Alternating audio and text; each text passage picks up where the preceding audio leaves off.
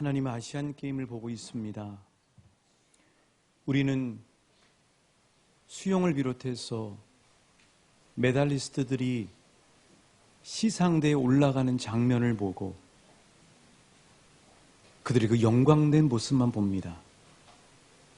그러나 실은 그들은 그 영광의 시상대에 오르기 전에 수많은 수고와 각고의 뼈를 깎는 고통의 시간들이 있었습니다. 하나님, 우리가 이 땅에 살아갈 때에 이 땅에 잠깐뿐인 영광에 취하지 않게 하여 주시고, 오늘 마하나임 찬양대가 불렀던 찬양처럼 내가 예수를 알고 내가 복음의 생명력을 알고 내가 복음 전하는 것이 가장 귀한 삶이라는 사실을 알고 우리 각자를 부르신 직장과 삶의 자리에서 때로는 싸우기도 하고 때로는 참기도 하고 때로는 조롱당하기도 하고 때로는 남모르는 아픔에 눈물을 흘릴지라도 하나님 나라 영광의 시상대에 섰을 때에 우리 예수님이 잘했다, 착하고 충성된 종아, 너는 승리했다 하고 우리의 머리에 씌워주는 영광의 면류관을 받는 그날을 고대하며 이 땅에서 분투하며 살아가는 우리 왕춘교회와 한 분 한 분 되실 수 있도록 주님 새 힘을 주시고 붙잡아 주시고 인도해 주시고 함께하여 주옵소서. 우리의 참 소망이신 예수님 이름으로 기도합니다. 아멘. 우리 주님 이름으로 사랑하고 한 분 한 분을 축복합니다. 자, 우리는 이제 추석 연휴를 지금 계속 보내고 있는데요. 오늘 이 추석 연휴에 드리는 주일 예배 때 함께 우리가 생각해 보고자 하는 단어는 가치입니다. 한번 따라해 주시겠습니까? 가치. 예, 이 가치라고 하는 말은 사전적 의미가 이렇습니다. 인간의 욕구나 관심의 대상 그리고 목표가 되는 진선미의 통칭이다, 이렇게 되어 있어요. 좀 피부에 와닿지 않잖아요.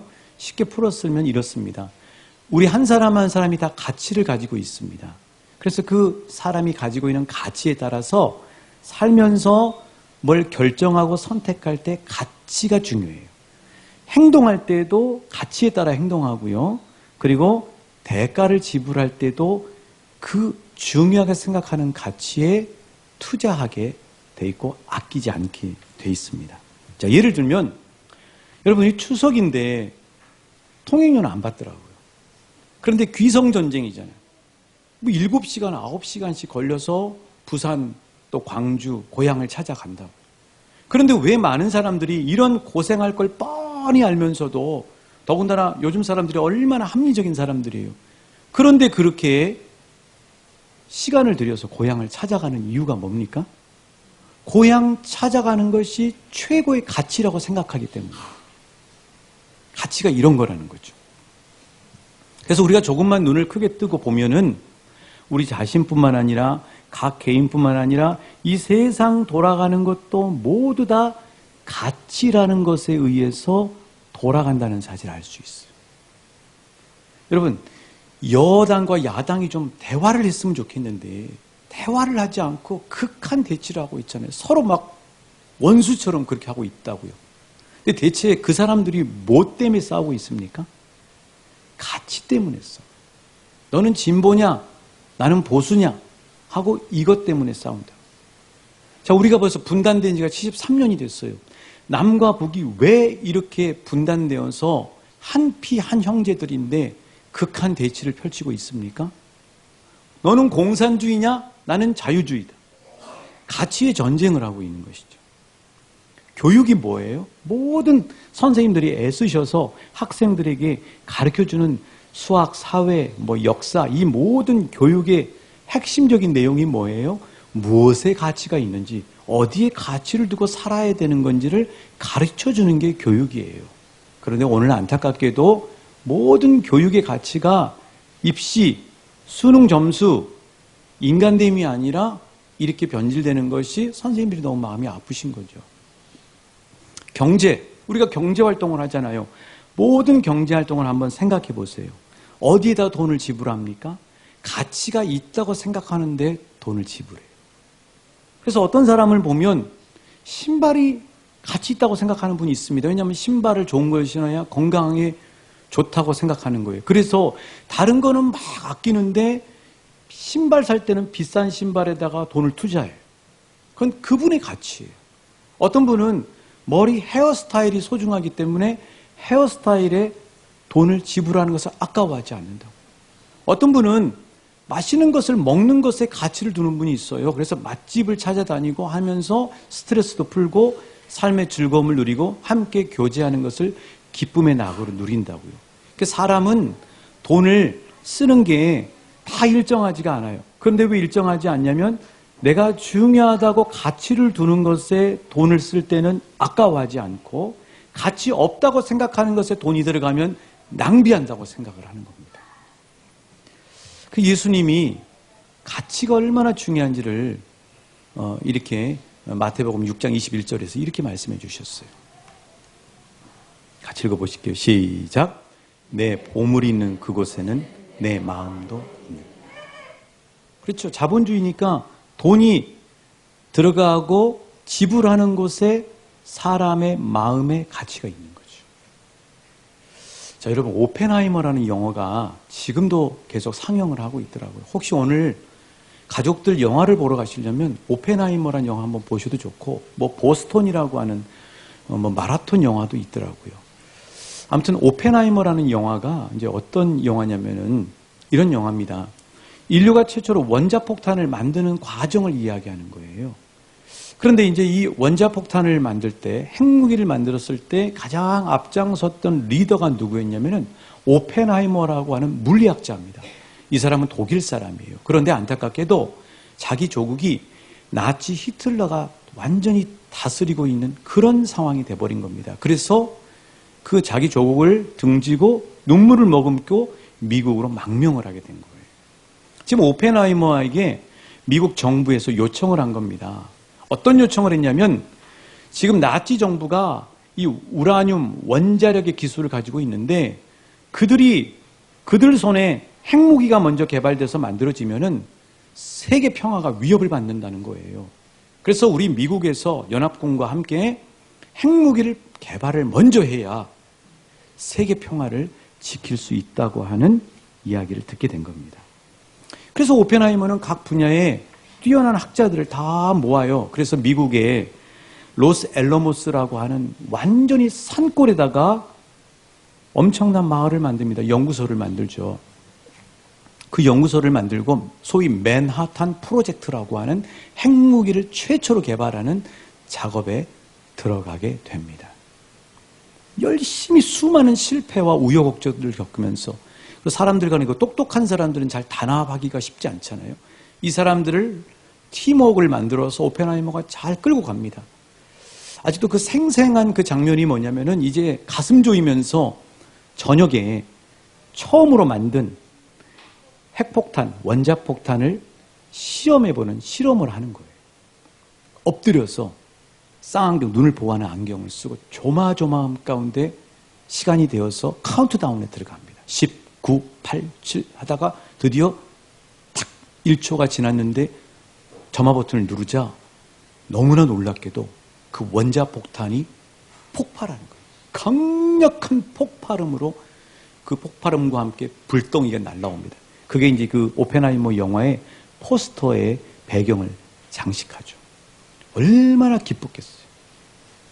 가진 노력과 각고의 수고 끝에 드디어 세계 평화를 지킬 수 있는 무기가 완성됐다고 하는 기쁨과 환호 가운데 서로 동료들끼리 끌어안고 기뻐합니다.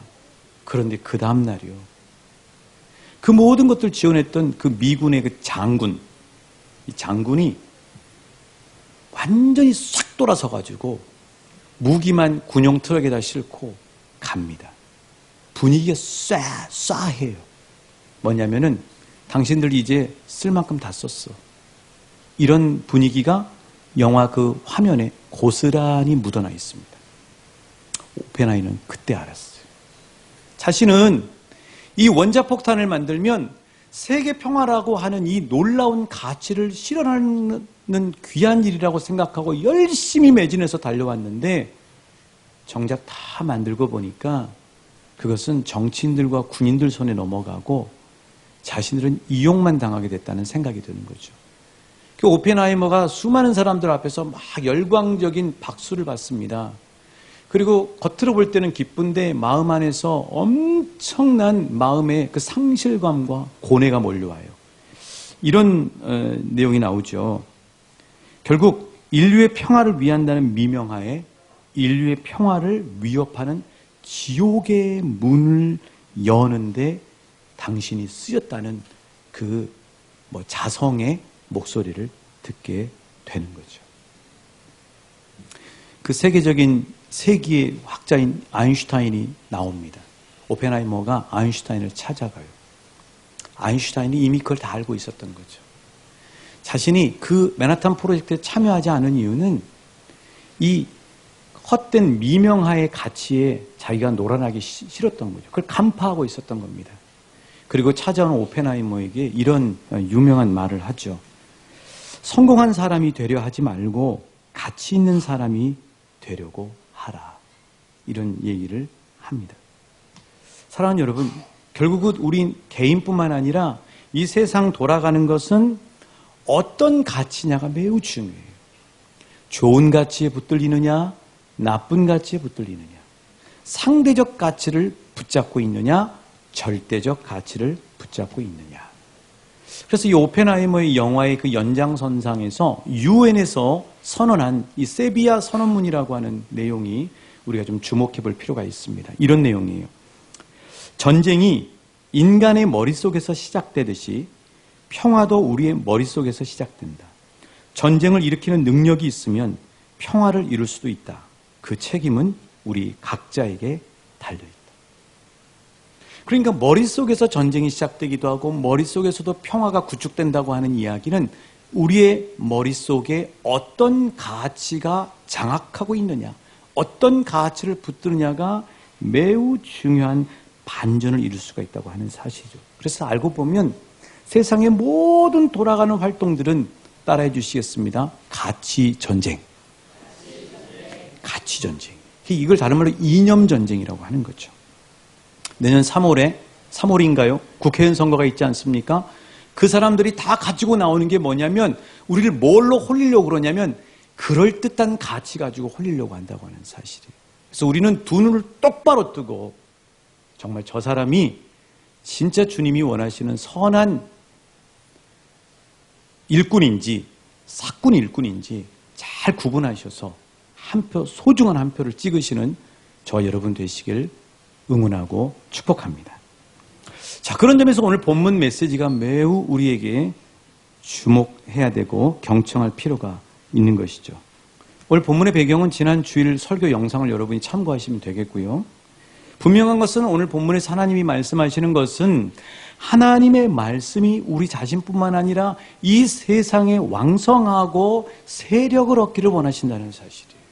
다시 말씀드릴게요. 하나님은 하나님의 말씀이 우리 자신뿐만 아니라 이 세상에서 왕성하고 세력을 얻기를 원하신다는 사실입니다.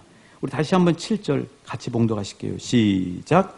하나님의 말씀이 점점 왕성하여 예루살렘에 있는 제자의 수가 더 심히 많아지고 허다한 제사장의 무리도 이 도에 복종하니라. 자, 그렇다면 지금까지 말씀드린 가치와 하나님의 말씀은 대체 무슨 상관이 있냐고요? 깊은 상관이 있습니다. 하나님의 말씀은 절대 가치를 담고 있어요. 다시 말씀드립니다. 하나님의 말씀에는 절대 가치가 들어 있습니다. 그러면 절대 가치에 반대되는 게 뭐냐고요? 상대 가치입니다. 상대 가치가 뭘까요, 여러분? 상대 가치라고 하는 건 말 그대로 비교해서 매겨지는 가치예요. 예를 들면 스펙이 좋은 사람이 용접공이, 미장공이 높은 보수를 받는 이유는 희소 가치가 귀하기 때문이에요. 갑자기 사과가 금사과가 되고 금배추가 되고 금징어가 되는 이유도 적게 잡히기 때문이에요. 적게 수확이 되기 때문이에요. 그러니까 우리가 살고 몸담고 있는 이 자본주의라고 하는 사회는 모든 것에 가치를 매길 때 상대 가치를 가지고 매깁니다. 그게 흔하면 값이 떨어지고 그게 귀하면 값이 올라가게 되는 거죠. 그래서 이 자본주의를 지배하고 있는 이 상대 가치는 그때그때 시기와 시대에 따라 바뀌어요. 그리고 그것이 어느 상황에 처해 있느냐, 어느 지역에 있느냐에 따라서 바뀝니다. 호황이냐, 불황이냐. 여러분, 똑같은 땅 한 평을 가지고 있어도 서울에서 강남에 가지고 있는 사람과 강북에 가지고 있는 사람의 땅 한 평이 같습니까? 틀립니까? 가치가 틀린 거죠. 위치에 따라서 다른 거예요. 이게 바로 상대 가치예요. 자, 이 땅에서는 금덩이가 엄청난 가치가 있지만 천국에 가면 금덩이가 뭐가 된다고요? 도로 포장재라고요. 어디에 있느냐에 따라서 가치가 달라지는 거예요. 이게 상대 가치예요. 그런데 대부분의 그리스도인들과 많은 사람들은 상대 가치만 있다고 생각하고 살아요. 그런데 이 상대 가치의 제 표현이에요. 노란하기 시작하면, 상대 가치에만 뒤덮여 살기 시작하면 어떤 일이 벌어지냐면은 주식이 올라갔다가 떨어지는 것처럼 우리 자신이 기분이나 모든 상황이 올라갔다가 떨어지는 낙폭이 너무 커요.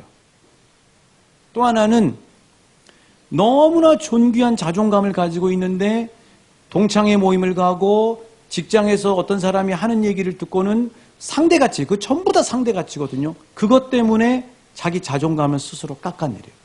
평가절하한다고. 그리고 거기서 끝나는 게 아니라 소중한 자기의 사랑하는 가족들에게까지도 안 좋은 영향을 끼치게 되는 거죠. 이게 모두 상대 가치만을 붙잡고 살면 이렇게 되는 거예요. 그러면 상대 가치를 아예 제끼란 말이냐? 아닙니다. 우리 이 땅에 살아야 되기 때문에 상대 가치의 흐름을 잘 알고 있어야 돼요. 그래야 뱀같이 지혜롭고 비둘기같이 순결하라고 말씀하시는 예수님의 말씀대로 살아갈 수가 있어요. 그러나 그것만 가지고는 절대 살 수가 없어요. 그러면 뭐냐? 하나님은 하나님 말씀을 통해서 절대 가치를 우리에게 계속해서 불어넣어 주시고 계시는 거예요. 사랑하는 여러분, 이 시간에 눈을 뜨시고 절대 가치를 보실 수 있기를 축복합니다. 이 절대 가치는 우리를 계속 붙잡아줘요. 상대 가치와 다른 절대 가치는 뭐냐면은 시대가 아무리 바뀌어도 여전히 그대로예요. 절대 가치는 이 땅에서뿐만 아니라 저 영원한 가치예요.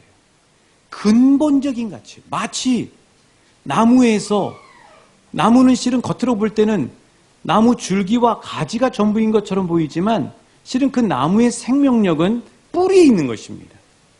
우리 자신을 지탱해주는 뿌리가 되는 건 뭐냐면 이 자본주의 사회에서 이야기하는 상대 가치가 아니라 하나님이 우리에게 계속 불어넣어 주시기를 원하시는 절대 가치에 붙들릴 때 우리는 생명력을 얻고 이 땅에서 축복된 삶을 살아갈 수 있게 된다고 하는 사실이에요. 그래서 이 절대 가치를 하나님이 계속 우리에게 불어넣어 주시고 계시는데 이 절대 가치를 계속 공급받는 방법이 뭐냐면 따라해 주시겠습니다. 하나님의 말씀. 진짜 볼까요? 디모데후서 1장 17절의 말씀이 바로 그 말씀이죠.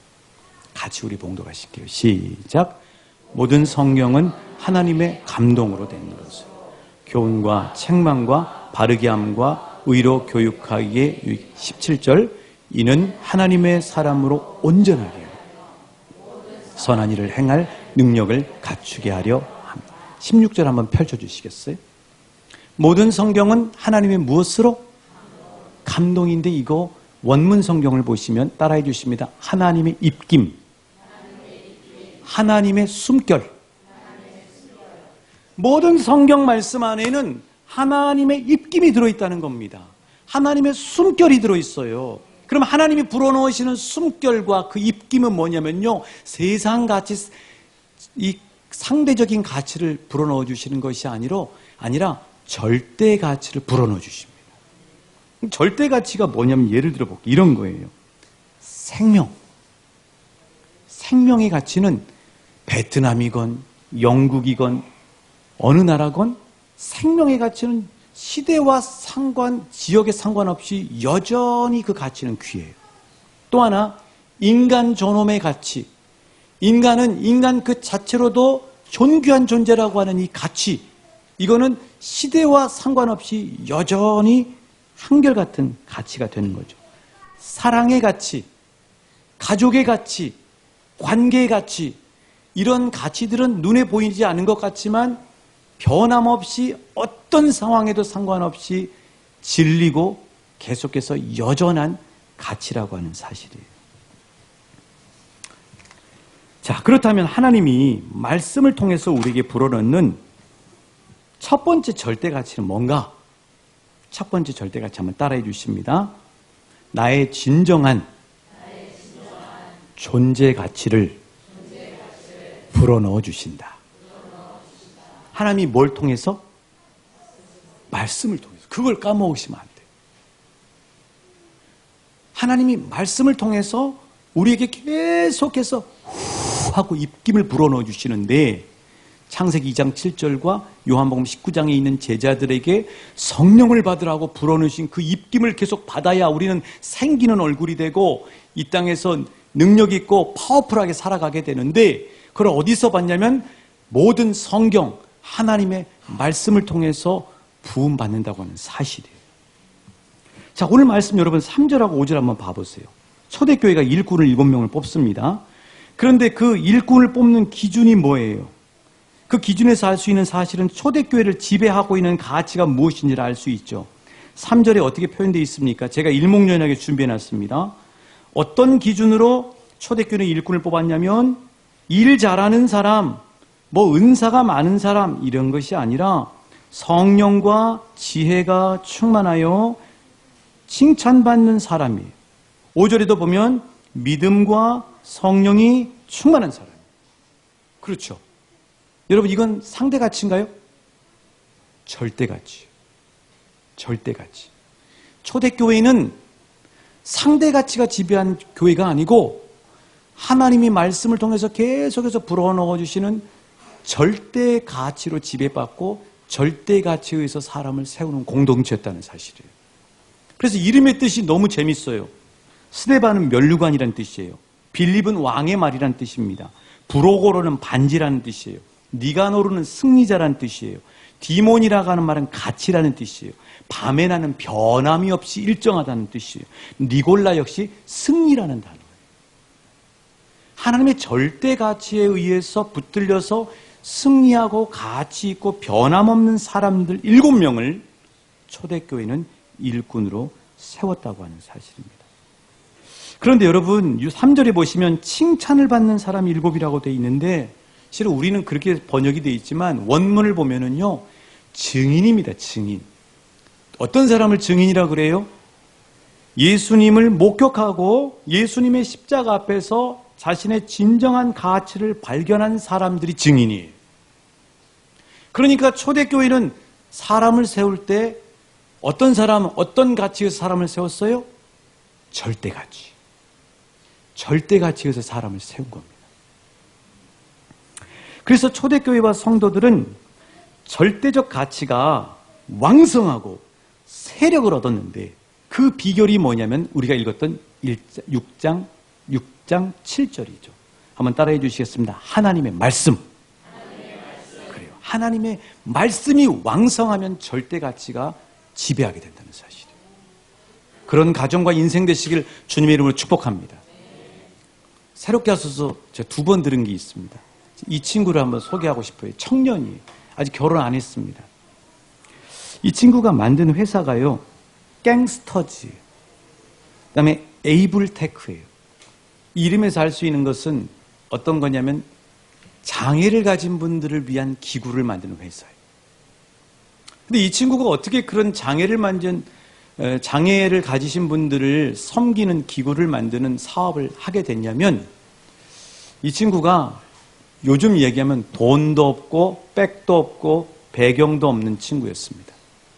어머니는 선천성 소아마비를 가지고 있었고, 아버지는 지금으로 얘기하면 언어장애를 가지고 있는 부모님 밑에서 외아들로 자랐어요.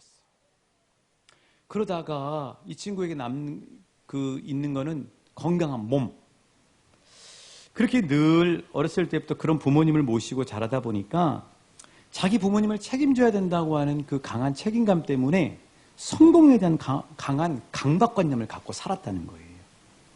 그러던 어느 날 한국에서 알고 지내던 태권도 관장님이 미국에 이민을 가셨는데 이 관장님이 너 한번 미국에 와보지 않겠냐? 내가 너 공부도 시켜주고 또 여기서 성공시켜줄게 하고 했습니다. 여러분 그런 말 절대 따라가시면 안 돼요. 이 친구는 순진하니까 간 겁니다. 가서 갔더니 월급도 안 줘.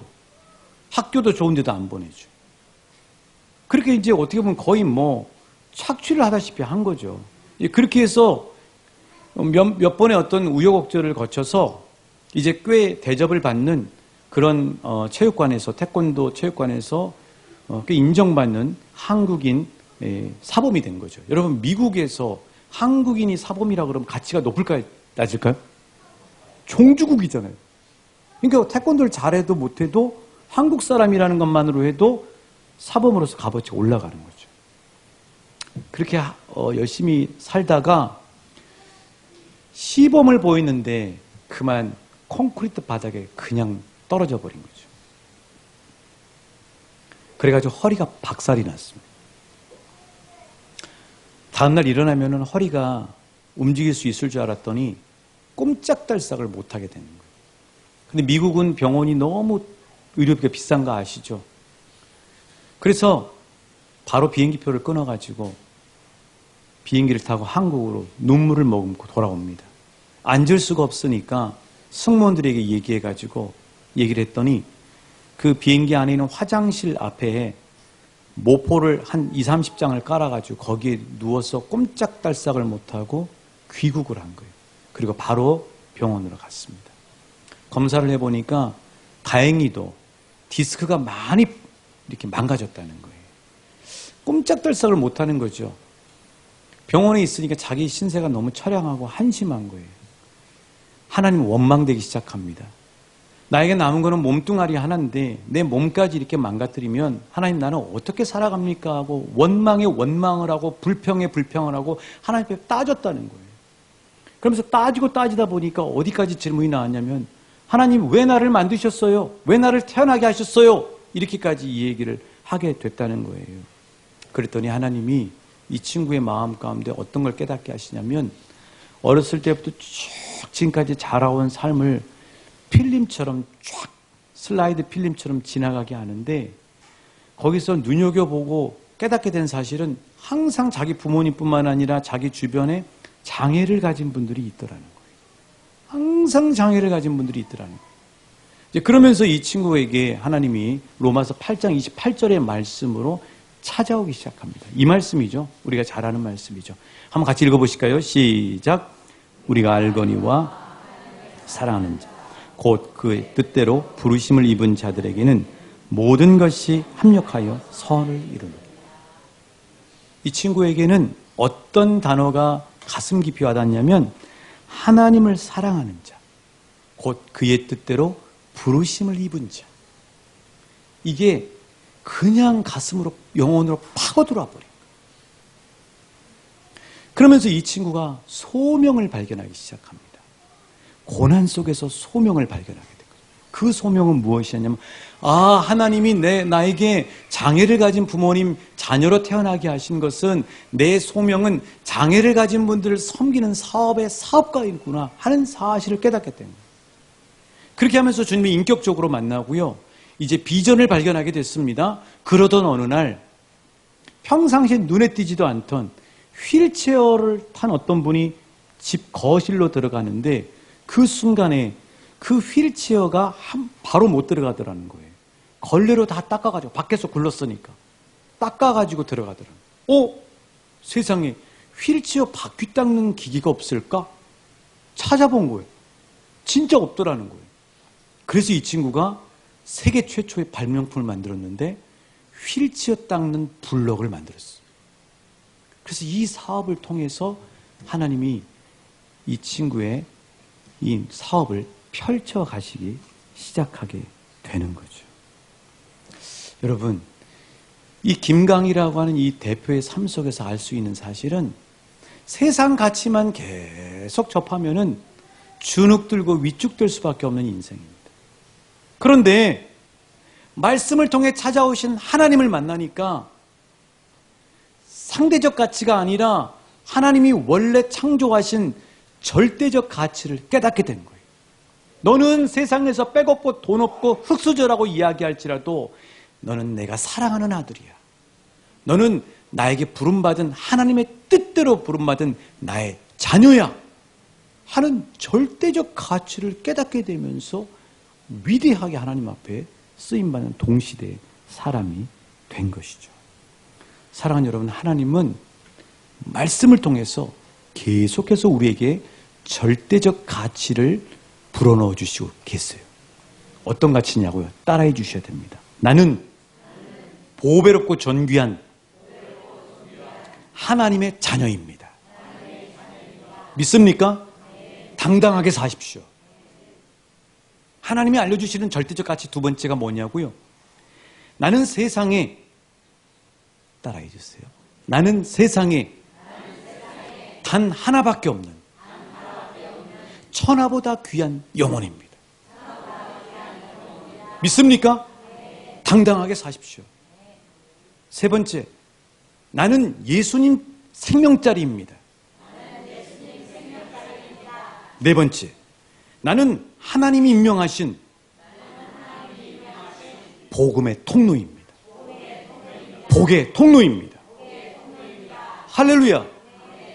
이 절대적인 가치를 붙잡으십시오. 그리고 이 절대적인 가치를 여러분 자녀에게 축복하십시오. 그럼 저 김강 청년처럼 제2, 제3, 제4, 제5, 제6, 제10 왕춘께서 수많은 김강과 같은 청년들이 이 시대에 배출되는 놀라운 하나님의 능력을 보고 경험하게 될 줄 믿습니다. 하나님의 말씀이 바로 그런 거라는 거죠.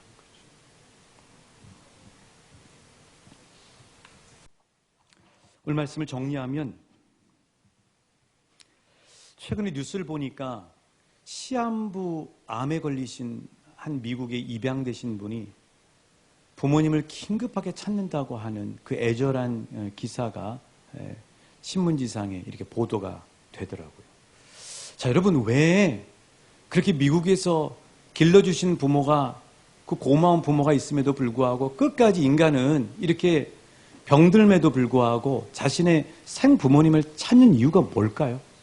아니, 아까 설교 모두에서 말씀드린 것처럼 왜 이 추석 명절에 그토록 귀성 전쟁임에도 불구하고 부모님을 찾아가고 형제들을 찾아가고 고향을 찾아가는 이유가 뭡니까? 자신의 존재 가치를 확인하고 싶은 거예요. 어머니가 해주신 그 밥 한 술을 먹으면서 이 세상 직장 내에서는 치열하게 전쟁 가운데 상대 가치로 매출로 실적으로 무엇으로 따지는 이 가치 삭막한 세상에서 살다가 고향에 오고 부모님과 함께 밥상을 대하면서 따뜻하고 사랑이 가득 들어있는 음식을 먹으면서 자신의 절대적인 존재 가치를 확인하고 새 힘을 얻기 때문에 그 귀생 전쟁을 뚫고 고향을 가는 거죠. 사랑하는 여러분, 우리 사람은 인격입니다. 동물이나 기계 앞에서 우리의 존재 가치를 절대 반사받을 수가 없어요. 우리 인격적인 존재이기 때문에 인격 앞에, 인격과의 관계 앞에 설 때 우리의 존재 가치를 알 수 있어요. 하나님의 말씀을 붙잡고 앉는다고 하는 것은 절대자이신 하나님 아버지 앞에 앉는 거예요. 하나님 아버지 앞에 앉을 때, 고향에서 부모님 앞에 앉았을 때 나의 소중한 절대 가치를 깨닫는 것처럼 우리는 평생 세상이 말하는 상대 가치에 휘둘리지 않고 고귀한 절대 가치를 붙잡고 당당하게 살아가게 될 줄 믿습니다. 그런 저와 여러분, 나는 보배롭고 존귀한 하나님의 자녀입니다. 나는 세상에 단 하나밖에 없는 천하보다 귀중한 영혼입니다. 나는 예수님의 생명자리입니다. 나는 하나님이 임명하신 복의 통로입니다. 여러분이 바로 그런 존재라는 사실을 우리 함께 찬양하시면서 기도하시고 또 가정으로 하나님의 말씀이 점점 왕성하여 예루살렘에 있는 제자의 수가 더 심히 많아지고 허다한 제사장의 무리도 이 도에 복종하니라. 하나님의 말씀이 우리 가정 가운데 흥왕하길 원합니다. 하나님의 말씀이 우리 교회 가운데 지배하길 원합니다. 하나님의 말씀이 내 영혼 가운데 무성하며 세력을 얻기를 원합니다. 세상이 말하는 가치에 휘둘리지 않게 오늘 말씀을 통하여 우리에게 우리의 진정한 절대 가치를 말씀해 주셨사오니, 하나님, 나는 보배롭고 존귀한 하나님의 자녀입니다. 나는 천하보다 귀중한 한 영혼입니다. 나는 예수님의 생명자입니다. 나는 복음의 통로입니다. 하나님, 이 사실을 조상과 부모인 우리들을 영혼의 이 가치로 지배받게 하여 주시옵시고, 나의 입술을 통하여 선포되는 이 말이 우리의 자녀들과 손주들 가슴 가운데 심어지게 하여 주셨어. 우리의 자녀들도 위대하게 쓰임받는 하나님의 절대가치의 인물들 될 수 있도록 축복하여 주옵소서. 주 예수 그리스도의 은혜와 우리 아버지 하나님의 한량없으신 사랑과 성령 하나님의 진리로 이끄심의 역사가 말씀이 왕성하여 세력을 얻는 나의 삶 되어 우리의 가문이 하나님의 절대가치에 지배받아 말씀의 왕성함과 세력을 얻는 그 놀라운 말씀의 능력을 경험하여 시냇가에 심은 인생과 가문과 가정, 교회와 이 나라의 민족 되기를 소원하며 주성여주 삶의 자리로 다시 나아가는 우리 왕춘교회 한 분 한 분의 모든 인생과 가정과 가문 위에 함께 하시기를 간절히 축원하옵나이다. 아멘.